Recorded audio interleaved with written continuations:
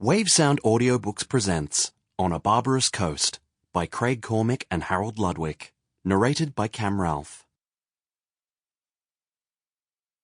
About 11, the ship struck upon the rocks and remained immovable.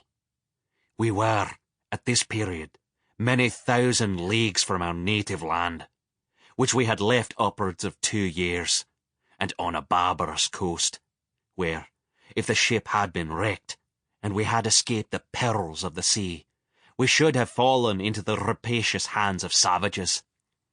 Endeavour Journal of Artist Sidney Parkinson. To all those generations gone, for what might have been, and to all those generations to come, who might imagine a different future. Part 1. Chapter 1. The Wreck.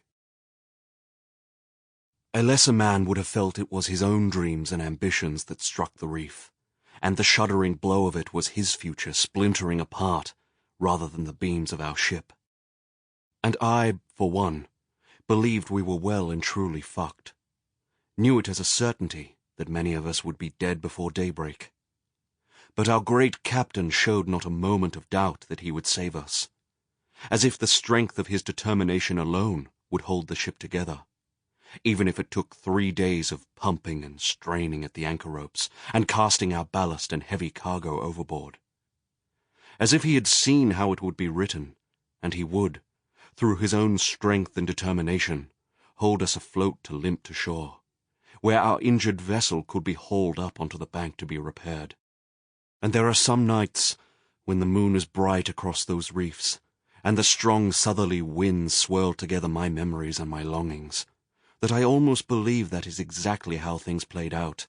We saved every man jack of the crew and sailed back to England, leaving no ruins of fortifications behind us, no footsteps disappearing away into the wilds, no graves of our dead, no bones left whitening in the grass. For he didn't save us, did he? And to quote the good book, "And I only am escaped alone to tell thee." Perhaps if it had been a clearer night, or if the winds and seas had been calmer, if the reef had been a little lower under the choppy waves, if we had not been dismasted, if our captain had not been struck by a falling spar, if his confidence in his destiny had been tempered a little by caution. Plainly I was made of a different metal than our great captain, for I could feel it as an immutable truth that our hour of doom was upon us. That great floating world of ours of stout... Sample complete. Ready to continue?